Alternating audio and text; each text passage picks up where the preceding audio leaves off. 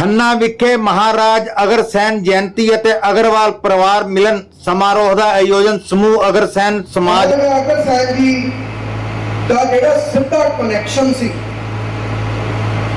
ਉਹ ਭਗਵਾਨ ਸ਼੍ਰੀ ਰਾਮਚੰਦਰ ਜੀ ਦੇ ਨਾਲ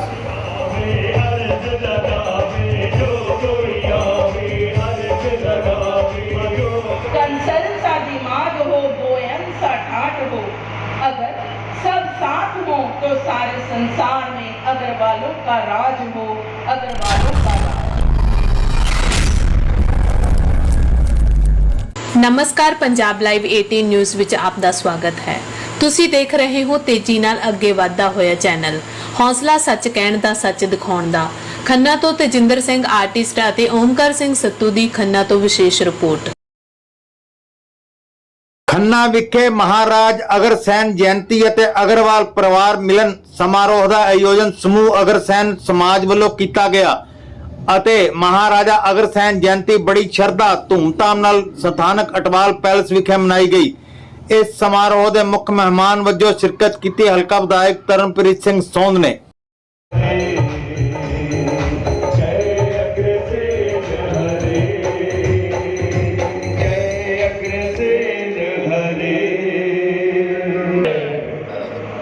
सूर्यवंशी महाराज अगरसेन जी के पावन दिवस के प्रति श्रद्धा प्रकट करते हुए हमें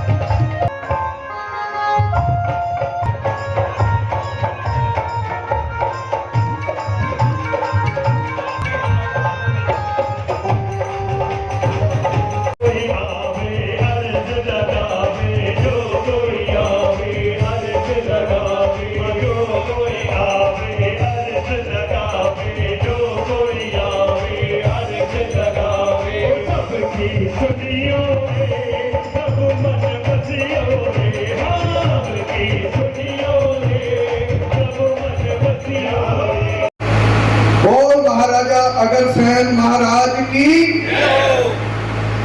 बहुत सारे अग्रवाल समाज को वैसे हो सकता पता हो पर बहुतिया हो सकता है ना भी पता हो। महाराजा अगरसैन जी का ਜਿਹੜਾ ਸਿੱਧਾ ਕਨੈਕਸ਼ਨ ਸੀ ਉਹ ਭਗਵਾਨ ਸ਼੍ਰੀ ਰਾਮਚੰਦਰ ਜੀ ਦੇ ਨਾਲ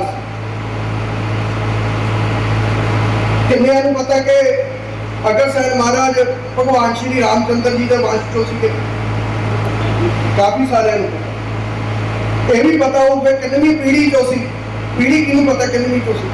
ग्रेट ग्रेट। श्री रामचंद्र जी की 35वीं पीढ़ी चो सी, 35th। सूर्यवंश की शान है हम, भगवान श्री राम की संतान है हम।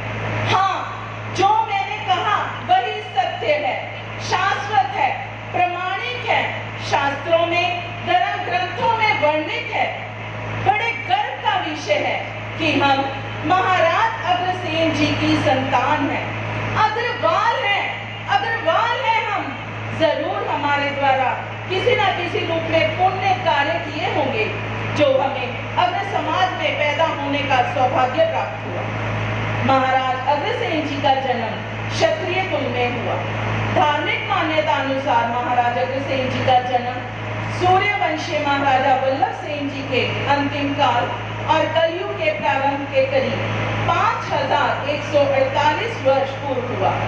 महाराजा अग्रसेन वल्लभगढ़ और आगरा के राजा वल्लभ सेन जी के ज्येष्ठ पुत्र थे। महाराज जी भगवान राम जी के पुत्र कुश की 34वीं पीढ़ी से हुए। 15 वर्ष की आयु में आपने महाभारत के युद्ध में पांडवों की ओर से युद्ध किया। सूर्यवंशी क्षत्रिय कुल में जन्मे दैवीय आशीर्वाद प्राप्त महाराज बड़े ही दयालु उदार होने के साथ साथ राम राज्य के समर्थक समाजवाद के प्रेरणा स्रोत भी थे। राजा नागराज की कन्या राजकुमारी माधवी से शादी करने उपरांत प्रजाजनों की खुशहाली के लिए आपने काशी नगरी जाकर भगवान शिव की तपस्या की, जिससे प्रसन्न हो भगवान भोलेनाथ ने इन्हें स्वयं दर्शन दिए और मां लक्ष्मी जी की तपस्या करने को कहा। मां लक्ष्मी ने तपस्या से प्रसन्न होकर महाराज अग्रसेन जी की परोपकार की भावना और सर्व मंगल कामना को देखते हुए अपने राज्य और प्रजा का पालन करने के लिए प्रेरित किया और आशीर्वाद दिया कि आपका राज्य हमेशा धन धान्य से भरपूर रहेगा। नए राज्य की स्थापना की खोज में महाराज जी रानी माधवी जी के साथ भ्रमण करने के लिए निकले। एक जगह उन्होंने क्या देखा कि एक शेरनी ने एक शावक को जब जन्म दिया तो वो शावक जन्म लेते ही महाराज अग्रसेन जी की हाथी पर उसने छलांग लगा दी। इसे दैवीय संकेत समझकर इस भूमि पर नए राज्य की महाराज जी ने स्थापना की और इस नए राज्य का नाम रखा अग्रौद्य और उसकी राजधानी का नाम रखा गया अग्रोहा और ये अब हरियाणा के हिसार में है। आज भी वे स्थान अग्रवाल समाज की ओर से 5वें धाम के रूप में पूजा जाता है। महाराज अग्रसेन जी को समाजवाद का अग्रदूत यूं ही नहीं कहा जाता। अपने राज्य की खुशहाली के लिए उन्होंने एक नियम बनाया। अपने राज्य में बाहर से उनके कोई भी व्यक्ति जब बसने आता तो उनके राज्य में पहले से ही जो व्यक्ति बसे हुए थे वो एक रुपया देकर उनको सहयोग देते ताकि वो उनके नए राज्य में अपना घर मकान व्यापार चालू कर सके। तो इस सिद्धांत से प्रत्येक व्यक्ति लाखों रुपए नगद मकान और व्यापार का प्रबंध उसका आसानी से हो जाता। आज जिस लोकतंत्र के बूते दुनिया भर में तंत्रीय प्रणाली स्थापित है उस समाजवाद के सबसे बड़े संस्थापक महाराज जी ही हैं। आपने अपने राज्य में पशु बलि को बंद करवाकर मांस खाने पर भी प्रतिबंध लगाया। एक रुपया वाली प्रथा के चलते आपके राज्य में बाहर से आकर बड़ी संख्या में व्यापारी बसने लगे। शांति और समृद्धि के चलते आपके राज्य में व्यापार तेजी से बढ़ने लगा, जिससे आपके पड़ोसी के राज्य ईर्ष्या करने लगे और बार बार आक्रमण करते थे। अपने राज्य के व्यापारियों के हित में ही आपने वाणी का धर्म अपनाया, जिसे बनिया भी कहा गया है। जो हम लोग अपने आप को बनिया कांस ज्यादा कहते हैं कि हम बनिया हैं। महर्षि गर्ग की प्रेरणा से आपने 18 गण अधिपतियों के साथ 18 यज्ञ करवाए। 18वें यज्ञ में पशु बलि बंद किए जाने के चलते अग्र समाज में 18 की जगह 17.5 गोत्र गिने जाते हैं।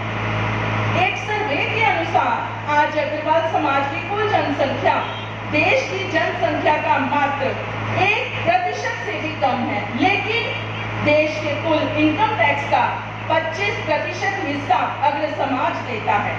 देश के कुल 50,000 मंदिरों 16,000 गौशालाओं में से 12,000 का संचालन अग्र समाज कर रहा है। धार्मिक कार्यों में मिलने वाले दान का 62% हिस्सा और देश की डेवलपमेंट में 25% योगदान आज अग्र समाज का है।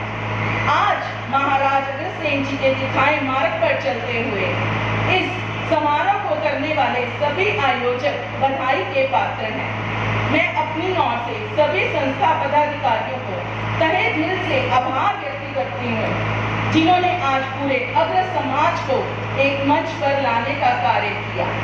मैं महाराज अग्रसेन जी से यही विनती करूंगी कि वो अपना आशीर्वाद इन आयोजकों पर हम सब पर यूं ही बनाए रखें, ताकि हम हर प्रति वर्ष महाराज महाराज अग्रसेन जी की जयंती और भी हर्षोल्लास से मनाएं। किसी कवि ने खूब ही लिखा है, गर्व सा गर्व हो, गोयल जैसा दिलेर हो, तायल की तलवार हो, तिंगल सी समझ हो, एरन की अकल हो, बिंदल सी चतुराई हो, जिंदल की सोच हो, बंसल सा ठाट हो, बंदल सा पावर हो, धारण सा दान हो, उच्छल सा जोश हो, मधुकल का साथ हो, मित्तल जैसा भाईचारा हो, मंगल का बलिदान हो, सिंगल सी विजय हो, नांगल सा परिपूर्ण हो, कंसल सा दिमाग हो, गोयन सा ठाट हो।